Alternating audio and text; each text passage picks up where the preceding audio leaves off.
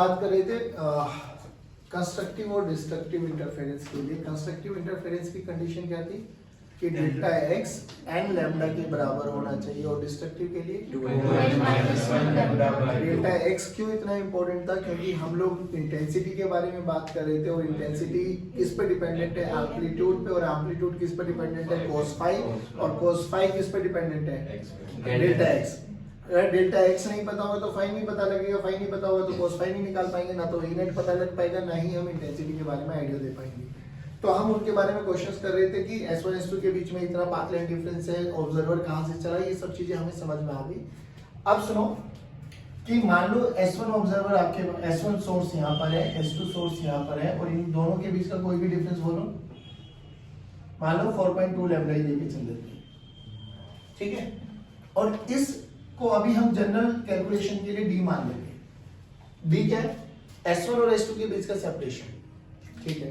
अब हमने क्या बोला है कि यहां से इसके सेंटर से, बिल्कुल सेंटर से बाबा, लेट्स से ये पॉइंट है O, ठीक। इसके सेंटर से यहां पर एक कैपिटल D दूरी पर एक स्क्रीन रखी हुई है, और हमारे ऑब्जर्वर ने चलना स्टार्ट किया। तो हमें number of maximas, number of minimas calculate करना था। वो हमें पता है कि भाई यहां से अगर ये S1 है, ये S2 है, ये कैपिटल D है, स्मॉल d, मान लो कैलकुलेशन के लिए ये x है, तो S1 से ये वाला पॉइंट कितनी दूरी पर है? 4.2 लैम्डा प्लस x। S2 से कितनी दूरी है? डेल्टा x बोलो। इस पॉइंट का नाम दे दूं, कुछ भी बोलो, c दे दूं, चलो। तो S1c माइनस S2c 4.2 लैम्डा। तो ये पक्की बात है, ये समझ में आया, 4.2 लैम्डा है। डन है बाबा। 4.2 लैम्डा के बाद 4 लैम्डा, 3 लैम्डा, 2 लैम्डा, 1 लैम्डा। अच्छा, ये लैम्डा जो होती है विजिबल रीजन में लाइट करते हो, हम जनरली विजिबल रीजन में ही बात करेंगे। विजिबल रीजन में वेवलेंथ एंगस्ट्रॉम में होते हैं, तो ये बहुत बड़ा है, बहुत छोटा है। ये अगर मैं d 1 मीटर भी मान लूं, तो ये स्मॉल d इस d के कंपैरिजन में बहुत बड़ा, बहुत छोटा। कंडीशन क्या है कि d should be less than capital D। ध्यान रखना बच्चों। तो अगर ये इतना छोटा है, तो इंफिनिटी पर जब ये रेज ऐसे जाएंगी, तो मैं कह सकता हूं ये दोनों की दोनों कैसी है? पैरेलल। तो इंफिनिटी पे बोलो डेल्टा x 0, इंफिनिटी पे बोलो 0। तो इंफिनिटी पे डेल्टा x हो गया 0। सिमिलरली नीचे भी क्या हो गया? पक्का? चलिए, तो 4.2 के बाद 4, 3, 2, 1। सिमिलरली ऐसे ही 4, 3, 2, 1। मैक्सिमम मिनिमम काउंट कर सकते हो। मैक्सिमम बना 1 2 3 4 5 6 7 8 9 10। मिनिमम 1 2 3 4, इसको काउंट करो, नहीं इसको 5 6 7 8, ठीक है। अब हमने बोला कि मिनिमम डिस्टेंस बताओ कि उसको फर्स्ट मैक्सिमम मिले या फर्स्ट मिनिमम मिले, जो भी क्वेश्चन में बात करनी है। मिनिमम डिस्टेंस तो फर्स्ट मैक्सिमम जब यहां से चलेगा तो 4 लैम्डा पे मिला, मिनिमम करेगा तो 3.5 लैम्डा पे मिल जाएगा, है ना। अब देखो, अब हमने इस वाले डिस्टेंस का नाम दिया लेट्स से y। हमें ये कैलकुलेट करना कि ये कितना चलना पड़ा, ठीक। अब थोड़ा समझना, अब हमें क्या करना बच्चों, सबसे पहले डेल्टा x को पता लगे। डेल्टा x क्या है? इस पॉइंट का नाम दे देता हूं P, ठीक। तो ये सोर्स यहां से यहां तक का डिस्टेंस हुआ S2P, और यहां से यहां तक का डिस्टेंस हुआ S1P। डेल्टा x है क्या? S2P minus S1P। अगर ये डेल्टा x पता लग गया तो 4 लैम्डा के बराबर है, मेरा आंसर आ जाएगा, and this is equals to 4 lambda. अब बात यह है कि how to calculate this delta x, ठीक है ना। अब देखो हमने क्या किया, ध्यान से सुनना, थोड़ा सा इनलार्ज करके बना रहा हूं इसको, कि भाई ये S1, ये S2 और ये पॉइंट है P। डन। यहां से यहां तक का ये सेपरेशन, इसके सेंटर से ये वाला सेपरेशन हमें गिवन है कैपिटल D। यहां से यहां का सेपरेशन हमें गिवन है स्मॉल d, ठीक है। इन दोनों को जोड़ दो तो S1P माइनस S2P हमें कैलकुलेट करना है। यहाँ तक बताओ कोई दिक्कत? अब देखो हमने क्या बोला, जो कि हमारी ये कंडीशन है और बच्चों 98, 99, 100% ये कंडीशन आएगी तेरे पास, और डेटा से भी पता लग जाएगा आपको देख के। D की वैल्यू 1 mm, D की वैल्यू 1 मीटर, समझ में आ गया कि कंडीशन एप्लीकेबल है। अब देखो हमने क्या किया कि भाई सिंपल सी वो करते हैं कि अगर ये डिस्टेंस, ये कंडीशन है, तो हम बोल सकते हैं कि S1 और S2 से जाने वाली रेज आर पैरेलल, ये होगा। इसके सेंटर पॉइंट से जोड़ो बेटा ये लाइन को। हाँ, अगर मैं सेंटर पॉइंट से जोड़ूं तो मैं ये भी बोल सकता हूं बेटा ये तीनों की तीनों रेज कैसी है? पैरेलल। अगर ये तीनों की तीनों रेज पैरेलल है, जो कि ये कंडीशन है, तो मैं बोल सकता हूँ ये वाला थीटा और ये वाला थीटा और ये वाला थीटा भी क्या है? सेम है या नहीं है? अब सबसे पहली कंडीशन क्या है कि या तो पाइथागोरस थ्योरम लगा लो, ये पॉइंट सी है तो सी हो गया। अब देख पाइथागोरस थ्योरम कैसे लगाए? इन ट्रायंगल S2CP, S2CP, ये बोलो कितना बना भाई? ये d/2 है, ये भी d/2 है, तो S2C कितना बना? Capital D minus d/2। नहीं आया? पक्की बात। और ये डिस्टेंस हम अपन लोगों ने माना y। चलो S2CP में से S2P निकालना है। थोड़ा पीछे पीछे बोलेंगे भाई। S2P बोलो, under root of Pythagoras theorem लगाओ ना, y का square plus d plus d minus d/2 का होल स्क्वायर। सिमिलरली S1CP देखो, S1CP में से निकालो S1P, under root of y का स्क्वायर d प्लस d/2 का होल स्क्वायर। डन है बाबा? अब हमें क्या करना है? हमें S2P माइनस S1P करना है। करो, अंडर रूट ऑफ सभी बच्चे y square plus d plus d/2 का whole square minus y square plus d minus d/2 का होल स्क्वायर। ये किसके बराबर होना चाहिए? 4 लैम्डा। y के लिए सोल्व कर लो, कैपिटल D पता है, D पता है, सब पता है, y के लिए सोल्व करना है। कहाँ पे? नहीं S1P माइनस S2P करना है। हाँ कोई नहीं S1P माइनस S2P निकालना पड़ेगा, से छोटा माइनस करोगे ना। अब ये बताइए ना, समझ में? बट यहाँ पे हमने बोला था कि ये फ्रैक्ट निकलने वाला क्वेश्चन है। देखो अंडर रूट करोगे y का स्क्वायर करके, फिर अंडर रूट लेना, मतलब बहुत कॉम्प्लिकेटेड प्रोसेस है। अब ये बिल्कुल जनरल तरीका है, या तो ऐसे अगर मैथमेटिक्स में बहुत तगड़े हो तो कर दो, गो फॉर इट। नहीं तो फिर यहाँ से देखो, ये कंडीशन जब है तो अब हम ये बोलेंगे, इसका एक छोटा सा मेथड है कि अगर ये तीनों की तीनों रेज पैरेलल है ना, पैरेलल है, तो सिंपल क्या करो, बहुत छोटा कंडीशन है, तो यहाँ से क्या करो, छोटी वाली लाइन से बड़े वाली लाइन पर एक परपेंडिकुलर लाइन ड्रॉ कर दो। जब मैंने परपेंडिकुलर लाइन ड्रॉ कर दिया तो ये एंगल बना 90 डिग्री। इस पॉइंट का नाम दे दो M। तो मैं ये बोल सकता हूं MP और S2P आर सेम। ये दोनों रेस कैसी है? सेम। तो जो डिफरेंस है वो कितना है? S2 है। तो जो मेरा डेल्टा x है ना बाबा, दैट इज S2m। S1 है, हाँ, जो मेरा डेल्टा x आया दैट इज S1m।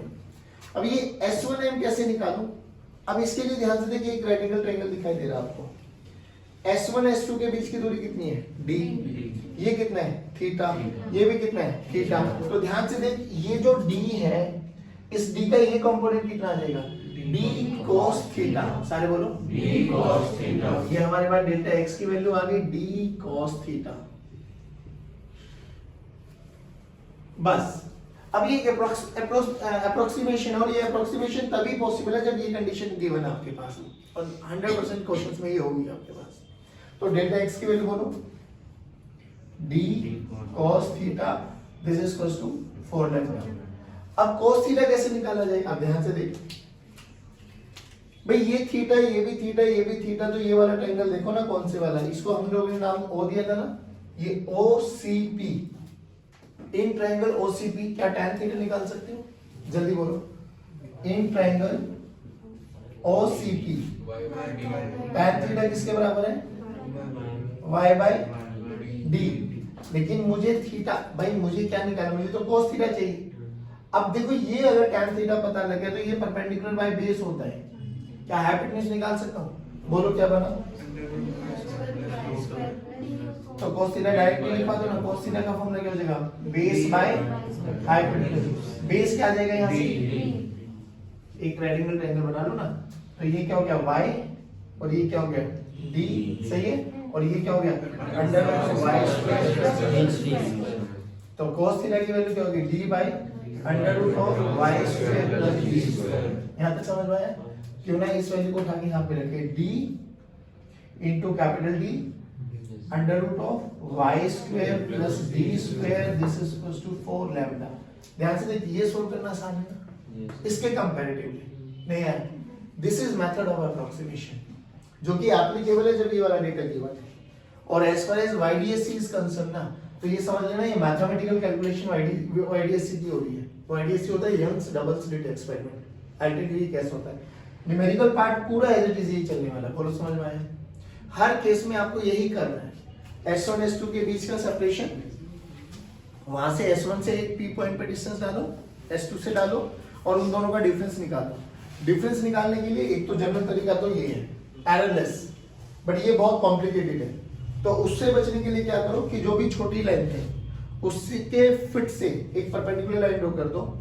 बाकी ये दोनों रेस हम कह सकते हैं कि पैरेलल है, जो भी डिफरेंस आया वो ये आया। अब ये डिफरेंस निकालने के लिए कोई ना कोई आपको डेटा गिवन होगा, उसके कंपैरेटिवली वो डेटा निकाल लो और उस डेटा को किसी जो भी आपको गिवन कंडीशन गिवन है वो रख दो, you will get the answer. जल्दी बोलो, यहाँ तक समझ आया? अगर वो मैक्सिमम निकाल ले तो हमने P पॉइंट ऊपर क्यों लिया है वैसे? कौन सा मैक्सिमम निकाल रहे थे उसने बोला? नहीं, क्वेश्चन नहीं समझा। क्वेश्चन ये था कि वो मिनिमम दूरी कितना चले कि उसको फर्स्ट मैक्सिमम मिले। हां, तो फिर मतलब y तो 4 लैम्डा तो होगा, पहला मैक्सिमम तो 4 लैम्डा पे मिलेगा तो ना। आपने P पॉइंट ऊपर क्यों लिया?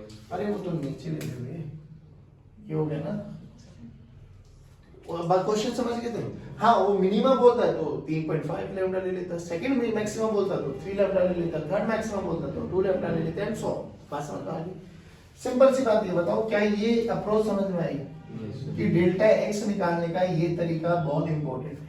डन? पक्की बात? देखो हाँ बाबू आओ,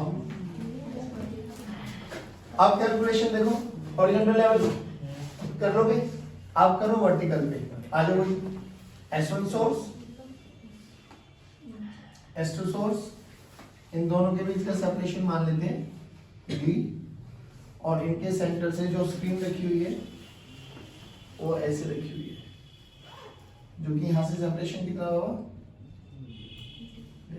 ये C पॉइंट मान लेते हैं। हाँ, अब एक बार बताओ, S1 से C और S2 से C कितनी दूरी पर है? ये वाला डिस्टेंस निकालो, ये x1 बन जाएगा और ये x2 बन जाएगा। डन है? बोलो अंडर रूट प्लस d/2। हमें डेल्टा x निकालना है ना, जल्दी बोलो। डेल्टा x क्या हो जाएगा? S2p माइनस S1p, या S1c बोले ना यहाँ पे, तो ये c और ये भी c। जल्दी बोलो बाबा। तो x1 ये कितना हो गया बाबा? d/2 और ये भी, चलो x1 बोलो कितना? अंडर रूट ऑफ d का स्क्वायर प्लस d/2 का होल स्क्वायर। सिमिलरली ये बोलो अंडर रूट ऑफ d का स्क्वायर प्लस डेल्टा x की वैल्यू, डेल्टा x की वैल्यू 0। अब सुनो, जहां पर भी डेल्टा x की वैल्यू 0 हो जाए ना, उसको बोलते हैं हम CBF, सेंट्रल ब्राइट फ्रिंज। क्या बोलेंगे? Central bright fringe. मैक्सिमम बनेगा यहाँ पे, डेल्टा पाथ लाइन डिफरेंस देखो 0 आ गया है, ठीक है। किसी भी P पॉइंट पर मुझे कैलकुलेट करना है कि यहाँ पे मैक्सिमम और मिनिमा की कंडीशन क्या है। फिर वही करो, क्या करो बच्चों, यहाँ से ये लाइन को ड्रॉ कर दो, ये x1, यहाँ से ड्रॉ कर दो ये x2। कंडीशन अभी भी वही है कि जो छोटा d है वो बहुत बहुत बहुत ही ज्यादा छोटा है बड़े डी से। अभी बोलो ना अभी क्या करना है, अभी भी वही करो है। अब एक सिंपल सी बात करो, थोड़ा मैथमेटिकल एनालाइज करते हैं। ये पॉइंट मान लो n और यहां से एक लाइन ड्रॉ कर दो, ये पॉइंट मान लो m, ठीक है। In right angle triangle S2 and P, ध्यान से देखो, अगर ये हमने y बोला, हमें y कैलकुलेट करना है y हमने बोला, तो बोलो S2MP में इन ट्रायंगल S2MP में, जल्दी बोलो, ये x2 कैसे निकाले, y plus d by 2 का होल स्क्वायर। बोलो रे, ये d, ये y, ये प्लस d by 2, तो अंडर रूट ऑफ d का square plus y plus d by 2 का whole square. In triangle S1 and P, this is your n, in triangle S1 and P, x1 बोलो, d का square plus सभी under root of d का square plus y minus d by 2 का whole square. यहाँ तक समझ में आया? तुझे सेम नहीं लग रहा कि बिल्कुल सेम ही तो है, तो थोड़ा बहुत चेंज आएगा। अब बोलो हमें क्या निकालना है, डेल्टा x, तो डेल्टा x बोलो S2p माइनस S1p, अच्छा p, दिस इज p ना। अब बाय कन्वेंशन आपने ये करना है कि नीचे वाले में से हमेशा x2 में से x1 को माइनस करना है। वो पॉजिटिव आएगा तो CBF से ऊपर है और नेगेटिव आएगा तो CBF के नीचे है। That's it. अब क्या करो, S2p माइनस S1p, S2p की वैल्यू ये रही, S1p की वैल्यू ये रही, फिर ये सॉल्व कर पाना बहुत मुश्किल है, तो क्या करो, अप्रोक्सीमेशन लगाओ। अब अप्रोक्सीमेशन कैसे लगाना है, जल्दी बोलो, कि छोटे वाले, अब छोटा वाला यहाँ पे S1p है, लाल वाली लाइंस को देखो, यहाँ से क्या करो, परपेंडिकुलर लाइन लो, ये परपेंडिकुलर लाइन 90 डिग्री है, तो हम बोल सकते हैं कि ये वाली लाइन और ये वाली लाइन क्या है, सेम अप्रोक्सीमेटली। तो ये आ गया आपके पास, नाम बोलो S2Q, ये पाथ लाइन डिफरेंस आ गया आपके पास। अब ये कैलकुलेट करना है तो हमें क्या पता होना चाहिए, थीटा। अब ध्यान से देखो, अगर मैं इसके सेंटर वाले पॉइंट से जो S1 S2 के बीच का सेपरेशन है उस P पॉइंट को जोड़ू, लेट अस सपोज ये एंगल बन गया आपका थीटा, तो जो कि ये वाली लाइन, रेड वाली लाइन, ग्रीन वाली लाइन और ये रेड वाली line are parallel to each other, तो ये एंगल भी कितना बनेगा और ये एंगल भी कितना बनेगा, नहीं आया। अब सोचो ये थीटा है तो ये कितना बना, 90 माइनस थीटा, ये 90 है तो ये बताओ ये कितना बना, थीटा, नहीं है। अब ध्यान से देखो, S1 S2 Q इन ट्रायंगल S1 S2 Q, ये थीटा और ये सेपरेशन B, बोलो डेल्टा x कितना है, this is your delta x, तो ये 90 डिग्री, ये बेस बना, ये परपेंडिकुलर बना और ये हाइपोटेन्यूज बना। जल्दी बोलो, हमें डेल्टा x निकालना है, परपेंडिकुलर बाय हाइपोटेन्यूज क्या बना, d sin theta, perpendicular by hypotenuse क्या बना, sin थीटा। p हमें निकालना है डेल्टा x, h की वैल्यू कितनी है, d, तो ये बना d sin थीटा। अब ये पाथ लेंथ डिफरेंस आ गया आपके पास d sin थीटा। लास्ट वाले क्वेश्चन में कितना था, d cos, कोई बात नहीं, चलता है। अब सुनो, जब हमारे पास ये d sin थीटा आ गया, इसकी कंडीशन क्या है कि छोटा d शुड बी छोटा छोटा देन कैपिटल D। ध्यान रखना बच्चों, ये कंडीशन है जनरली ये वाला तरीका, बट अगर ये कंडीशन है तो अपन इसके साथ भी जा सकते हैं। अब सोचो, कंडीशन फॉर कंस्ट्रक्टिव इंटरफेरेंस बोलो क्या करेंगे, कि जो डेल्टा x है वो किसके बराबर होना चाहिए, सारे बच्चे बोलो, और डिस्ट्रक्टिव के लिए डेल्टा x के बराबर, हाँ very good, 2n minus 1 lambda by 2। अभी डेल्टा x आया कितना है, d sin थीटा, चलो तो d sin theta is equal to n into lambda, यहाँ पे भी d sin थीटा किसके बराबर है, 2n माइनस 1 लैम्डा बाय 2। बच्चों एक बार बताओ, अगर sin थीटा cos थीटा मुझे पता है तो क्या मैं tan थीटा भी निकाल सकता हूँ, कैसे, परपेंडिकुलर बाय बेस एक राइट एंगल ट्रायंगल बनाएंगे, वहां से निकाल सकते हैं। देखो इधर हमें y निकालना है, तो ध्यान से देखो ये ट्रायंगल OCP, तो tan थीटा की वैल्यू किसके बराबर होगी? y by D, y by D. तो O in triangle OCP tan theta किसके बराबर हो गया? y by D. हमें साइन थीटा चाहिए होता है। क्या साइन थीटा निकालना मेरे लिए मुश्किल है? अभी अभी निकाला है। ये क्या है? परपेंडिकुलर बाय बेस, तो हाइपोटेन्यूज निकाल सकते हो। तो साइन थीटा की वैल्यू बोलो।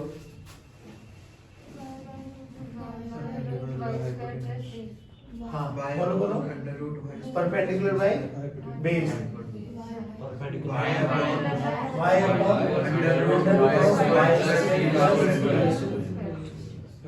ठीक, सोल्व कर लेना, यहाँ पे रख देना।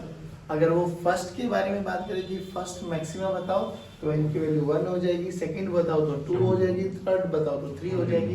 यहाँ पे मिनिमा पूछे तो n की वैल्यू 1, तो फर्स्ट मिनिमा, सेकंड तो सेकंड मिनिमा, थर्ड तो थर्ड मिनिमा। बात समझ पाए? पक्की बात। आप सुनो, ये कब है? जब आपके पास अच्छा खासा एंगल है ग्रेटर देन 30 डिग्री, तो we have to use this वाला फॉर्मूला। एक और कंडीशन, अगर ये y इस d के कंपैरिजन में बहुत छोटा हो जाए, सोच जितना ये छोटा होता चला जाएगा y, थीटा की वैल्यू कम होती चली जाएगी। इफ, तीसरी कंडीशन देखो, if y is less than b, जो कि तुम्हें मिलेगा, घबराओ मत, as far as CBSE is concern तो इसी से न्यूमेरिकल आते हैं। और नीट जेई में यहाँ फंसा देते हो कि भाई थीटा एंगल बढ़ा दे देते हैं, तो घबराओ मत, दोनों ही कंडीशन बता दिए। थीटा अच्छा खासा होगा ग्रेटर देन 15 डिग्री, तो will go with this method, और लेस देन 15 डिग्री होगा तो यहाँ पे भी आ जाएगा। कंडीशन क्या है? इफ y क्यों? जितना y छोटा होता चला जाएगा, थीटा की वैल्यू उतनी कम होती चली जाएगी। थीटा कम यानी if y is less than d, तो it means theta is very small. और थीटा की वैल्यू अगर लेस देन 10 डिग्री आ गई तो हम क्या कह सकते हैं कि sine theta is approximately equals to theta is approximately equals to tan theta. नहीं आया बच्चों?